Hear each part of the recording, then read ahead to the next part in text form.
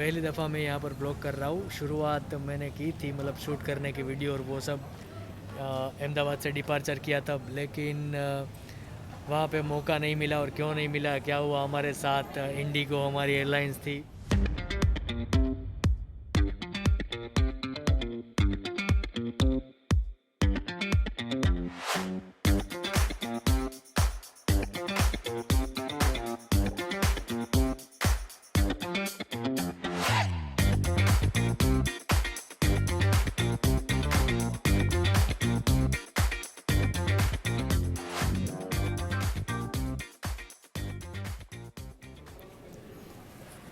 Hello guys, मैं कौशल दुधरेजिया और ये मेरा भाई भार्गव दर्जी। तो अभी हम यहाँ पर टर्मिनल 2 दिल्ली एयरपोर्ट पर यहाँ पर बैठे और हमारी फ़्लाइट लैंड हुई थी करीब 1-1:30 बजे। और हम यहाँ पे वेट कर रहे हैं क्योंकि हमारी कनेक्टिंग फ़्लाइट है टर्मिनल 3 से मॉस्को की। तो फिर पहली दफ़ा मैं यहाँ पर ब्लॉग कर रहा हूँ। शुरुआत मैंने की थी मतलब शूट करने की वीडियो और वो सब अहमदाबाद से डिपार्चर किया तब, लेकिन वहाँ पे मौका नहीं मिला। और क्यों नहीं मिला, क्या हुआ हमारे साथ, इंडिगो हमारी एयरलाइंस थी। और तकरीबन हर एक ब्लॉगर जो होते हैं वो शुरुआत डिपार्चर के साथ करते हैं ब्लॉग की, लेकिन मैंने शुरुआत यहाँ पर दिल्ली में अराइवल हो जाने के बाद की है। क्योंकि अभी क्या जो दौड़ा दौड़ी हो गई थी वहाँ पर, जो कुछ हुआ था मैं आगे आपको ब्लॉग में बताऊँगा। अभी हम यहाँ पर टर्मिनल 2 पर है और काफ़ी अलग अलग वीडियोस मैंने शूट किए हैं, आपको मैं आगे बताता जाऊँगा। और कोई भी सजेशन हो मेरे लिए तो आप मुझे सजेस्ट कर सकते हो कि किस तरह के ब्लॉग बनाऊँ।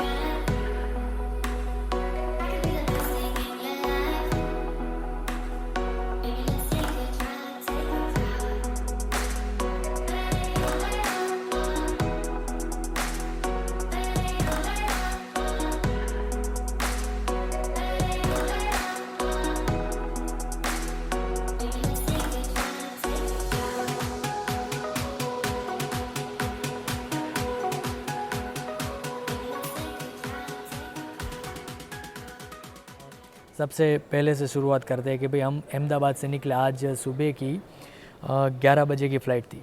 हमने टिकट बुक कर दी थी करीब 1 महीने के पहले। और दिक्कत क्या हुई कि हमने जब टिकट जब हमने परचेज़ की थी तब हमने वहाँ पर स्टूडेंट फेयर्स डाले थे। और स्टूडेंट फेयर्स में क्या होता है कि भाई पहले मैं ट्रैवल करता था गो एयर से। तो गो एयर में क्या होता है, अभी गो फर्स्ट नाम उसका हो गया है।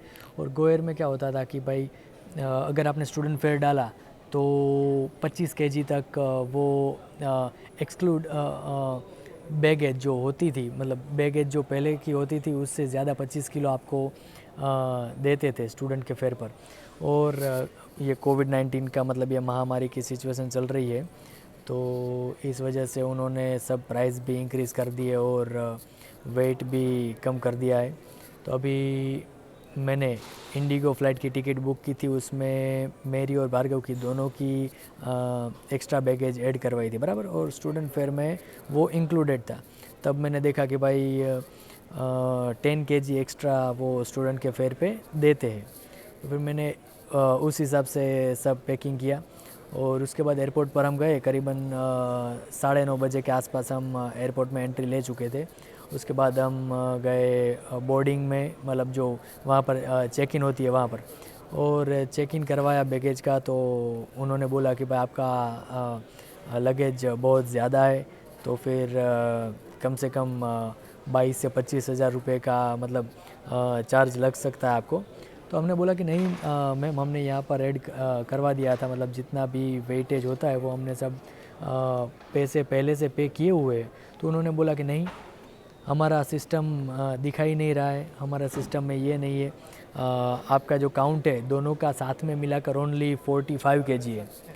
तो फिर मैंने बोला मैडम आप हमारी टिकट चेक कर सकते हो, टिकट में भी हमने एक्स्ट्रा बैगेज, एक बैग 30 किलो की और एक 15 किलो का एक्स्ट्रा बैगेज मतलब करवाया था बुक, और उसका पेमेंट भी पहले से पेड कर लिया था। तो फिर मैडम ने बोला कि नहीं, हमारी सिस्टम में सिर्फ़ और सिर्फ आप दोनों का मिलाकर 45 केजी वेट दिखा रहा है। तो मैंने बोला स्टूडेंट के फेयर में आपने वहाँ पर लिखा हुआ था साइट में कि भाई 10-10 किलो ज़्यादा मिलेगा। तो मैम बोले कि नहीं नहीं नहीं, अगर आपने एक्स्ट्रा बैगेज ऐड करवाई है तो स्टूडेंट का फेयर आपको मतलब मिलेगा नहीं, वो ये नॉर्मल जो पैसेंजर होता है वो ही गिना जाएगा। तो फिर मैंने बोला ऐसा कैसे, हमने स्टूडेंट के फेयर में पैसे दिए और पैसे पेड भी कर दिए फिर भी।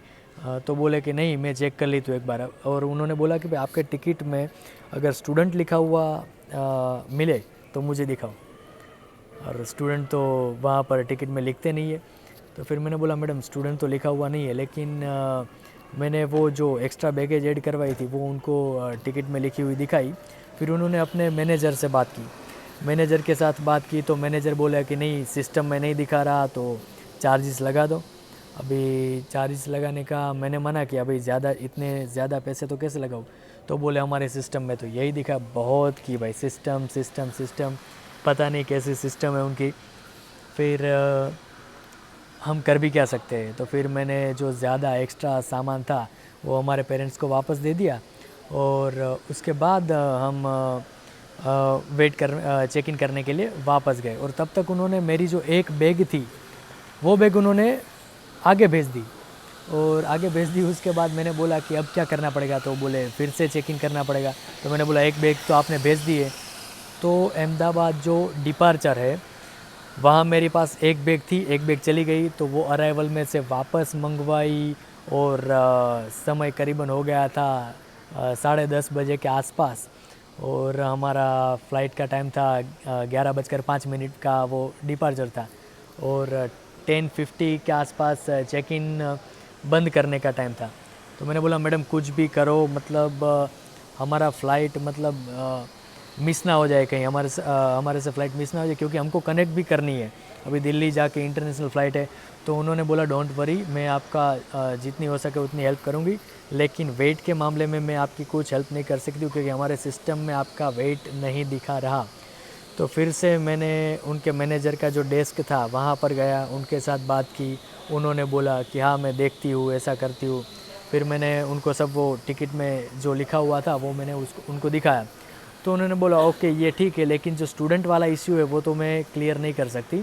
तो उन्होंने 75 केजी अलाउ किया, लेकिन हमारे पास तो 86 केजी था, और दोनों का मिलाकर 86 केजी था। तो एक्स्ट्रा हमको पे करने निकले करीबन 8,000 रुपये एक्स्ट्रा चार्जेस लगे। और वो हालांकि हम बहुत जल्दी में थे, इसलिए हमने वो एक्स्ट्रा चार्जेस भी पे कर दिए, और पे करने के बाद जल्दी से दौड़ के गेट तक पहुंच गए, और बोर्डिंग शुरू हो गई थी।